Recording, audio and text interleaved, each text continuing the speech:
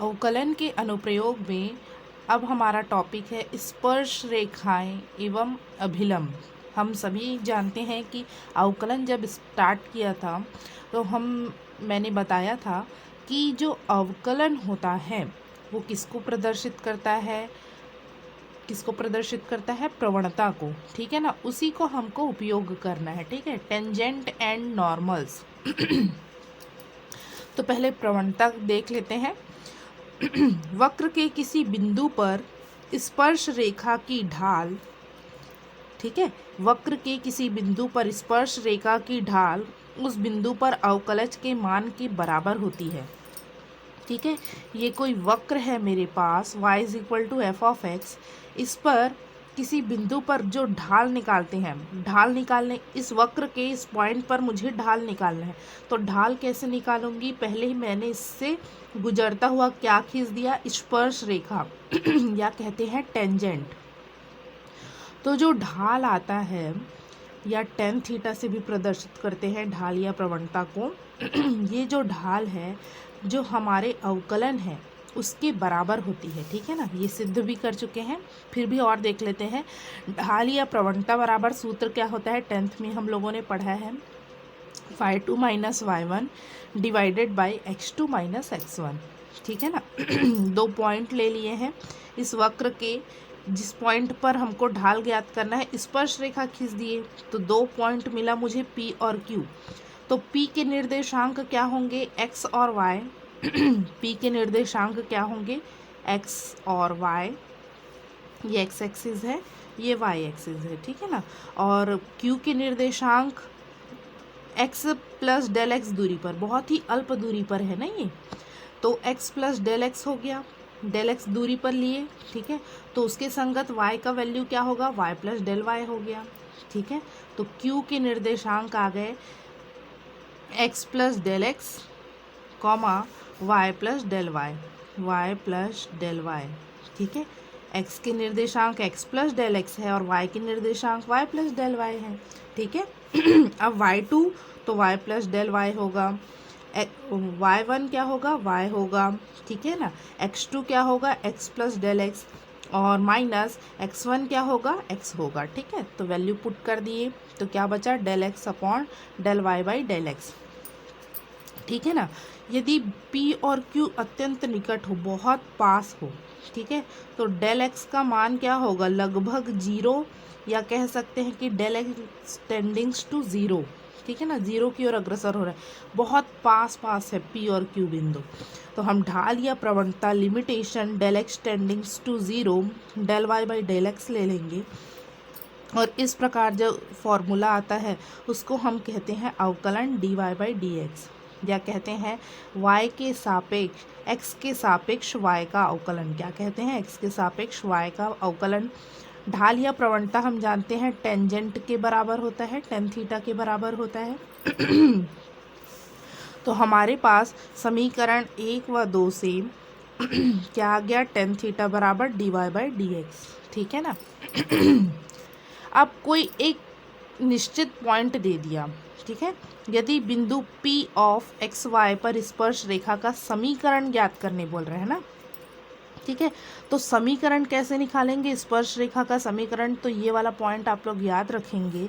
तो y minus Y is equal to, capital है ना, capital Y minus small y is equal to dy by D X, capital X minus small x।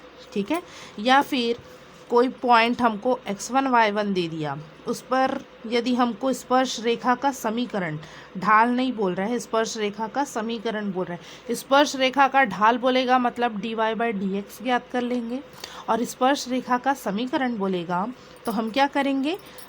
ये वाला सूत्र लगा देंगे, y माइनस y1 जो निर्देशांक है इज इक्वल टू, प्रवणता भी निकालना पड़ेगा, कहाँ पर? इस पॉइंट पर।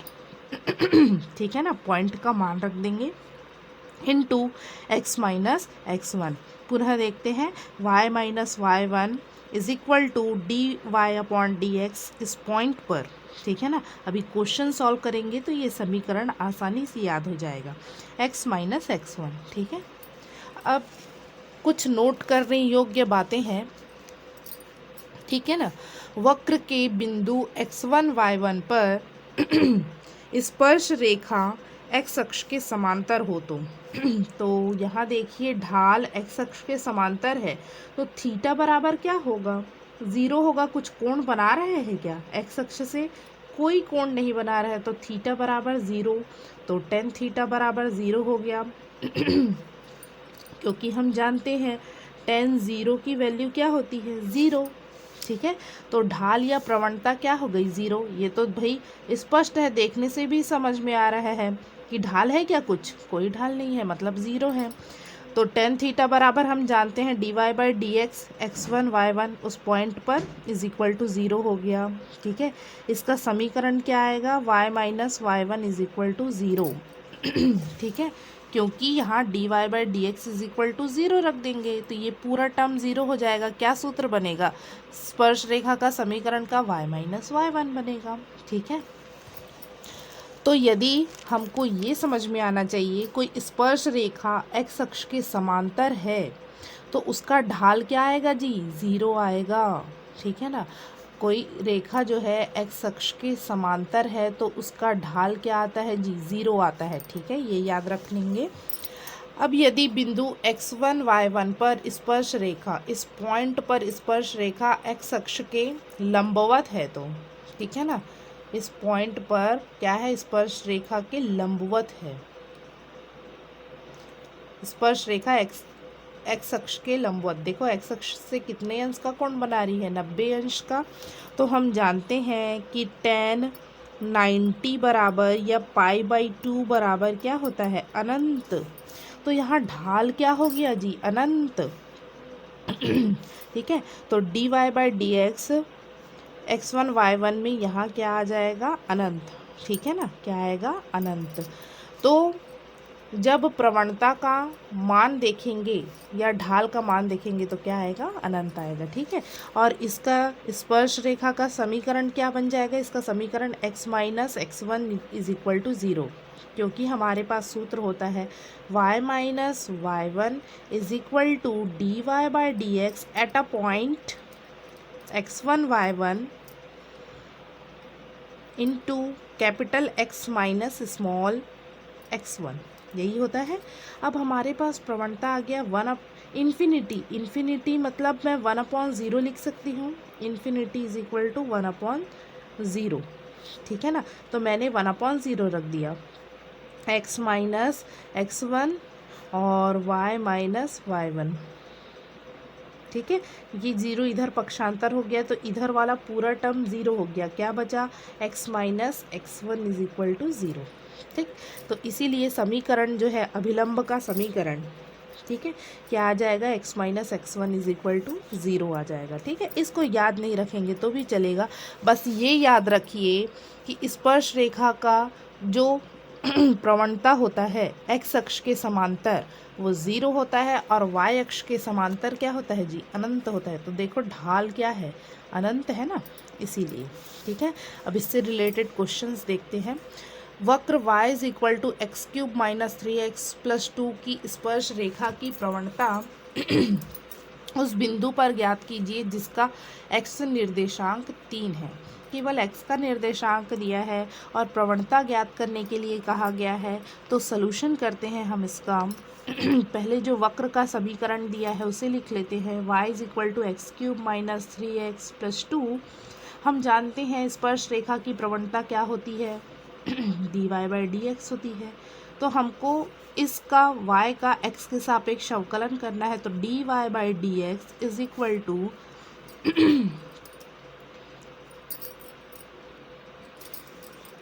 2x की पावर 3 माइनस 1 होगा, माइनस 3 इंटू 1, x का अवकलन 1 होगा। ठीक है, और 2 का अवकलन 0, तो हमारे पास कितना आ गया, 2x² माइनस 3। प्रवणता का जो प्रवणता कितनी आ गई, 2x² माइनस 3। हमको कहाँ पर देखना है, x निर्देशांक 3 है, तो x इज इक्वल टू 3 पर, x का निर्देशांक दिया है मतलब x का मान दिया है, x इज इक्वल टू 3 पर स्पर्श रेखा की प्रवणता, ठीक है, कितनी होगी देखते हैं। तो dy/dx at a point x is equal to 3। ये इस प्रकार से पॉइंट को लिखा जाता है, ठीक है। तो 2 इंटू 3 का स्क्वायर, जहाँ x है वहाँ 3 रख दो, -3, तो हमारे पास कितना आ गया जी, 2 इंटू 3 का स्क्वायर मतलब 9 -3, 9 दूनी 18 ऋण 3, कितना आएगा, 16 आएगा क्या, यही क्या है हमारा आंसर है, ठीक है। यहाँ ध्यान देंगे ये x क्यूब है तो 3x होगा ना, ये सामने 3 आएगा बेटा, ये कितना आ गया 24, 24 ऋण 3, तो 24 ऋण 3 कितना आएगा 21, सॉरी बाई मिस्टेक हो गया, 9 एकम 9 18 9 3 27 होगा बेटा, तो 27 ऋण 3 कितना आएगा 24 आएगा, ठीक है ना। ध्यान देंगे पुनः अवकलन किए तो ये क्या होगा, d/dx x to the power n का करते हैं तो n x to the power n-1 ये होता है, तो 3x टू दी पावर 3-1 होगा, ठीक है ना। यहाँ गलती हो गया था थोड़ा, सॉरी, ठीक है। नेक्स्ट क्वेश्चन देखते हैं हम। वक्र y is equal to √4x - 3-1 पर उन बिंदुओं को ज्ञात कीजिए, बिंदु ज्ञात करने बोल रहा है जिन पर स्पर्श रेखा की प्रवणता 2/3 है। प्रवणता हमको दी गई है, बिंदुओं को हमको ज्ञात करना है, तो प्रवणता सबसे पहले निकाल लेते हैं दिए गए समीकरण से। तो वक्र का जो समीकरण है वो लिख लेते हैं, y is equal to √4x - 3-1। अब प्रवणता निकालिए तो dy/dx होगा, x के सापेक्ष अवकलन करने पड़ेगा, तो dy/dx मैं इसको क्या लिख रही हूँ 4x - 3 पूरे की पावर 1/2, रूट में है तो 1/2 लिख सकते हैं -1, ठीक है ना। तो अवकलन कीजिए इतने का और इसका भी, ठीक है। इसका अवकलन क्या हो जाएगा जी 0, इसका अवकलन देखते हैं तो यहाँ ये पूरा टर्म x का काम करेगा, ठीक है ना। तो ये आ जाएगा 1/2 4x - 3 पूरे की पावर 1/2 -1। अब हम जानते हैं जो x नहीं रहता उसका पुनः अवकलन करते हैं तो ये इसका पुनः अवकलन होगा, तो क्या हो जाएगा 4x का हो गया 1 -0, ठीक है। इसको t मानते, t टू दी पावर 1/2 तो वही होता है ना, 1/2 सामने आ जाता, t की पावर 1/2 -1, पुनः t का मान रखते तो यही रहते ना, ठीक है। इस t का पुनः अवकलन करते तो 4 × 1 - 0 यही आएगा, -0, 1 का अवकलन, तो हमारे पास आ गया ये 4/2 4x - 3 पूरे की पावर -1/2, ठीक है ना। तो हमारे पास आ गया 2 4x - 3 पूरे की पावर -1/2। अब हमको प्रवणता दी गई है 2/3, ठीक है ना। चूँकि dy/dx हमको क्या दिया गया है 2/3, समीकरण नंबर, ये इसको 1 नाम दे दीजिए और इसको 2, तो dy/dx की ये वैल्यू है, dy/dx की एक और वैल्यू मिल गई हमको, तो दोनों बराबर होंगे, तो 4x 2 × 4x - 3 पूरे की पावर -1/2 इज इक्वल टू आ गया 2/3, ठीक है ना। तो इसको मैं क्या लिख सकती हूँ, 2 से 2 कैंसिल हो जाएगा, ऋणात्मक घात है, धनात्मक करने के लिए क्या करूँगी 1/, के रूप में लिख लूँगी, नीचे ला लूँगी, तो 4x - 3 पूरे की पावर 1/2 इज इक्वल टू 1/3। इसको इधर पक्षांतर कीजिए, इसको इस ओर पक्षांतर कीजिए, तो कितना आएगा, ठीक है। तो 3 इज इक्वल टू 4x - 3, ठीक है ना। अब पूरे की पावर 1/2, इस 1/2 को हटाना है तो दोनों पक्षों में वर्ग कर रही हूँ, ठीक है। तो 3 का स्क्वायर बराबर 4x - 3 पूरे की पावर 1/2 और घात हो जाएगा 2, दोनों पक्षों का वर्ग कर दीजिए, 2 से 2 कैंसिल हो जाएगा, तो 3 का स्क्वायर 9 बराबर 4x - 3, 3 इधर लेके आइए, 9 + 3 इज इक्वल टू 4x, ठीक है ना।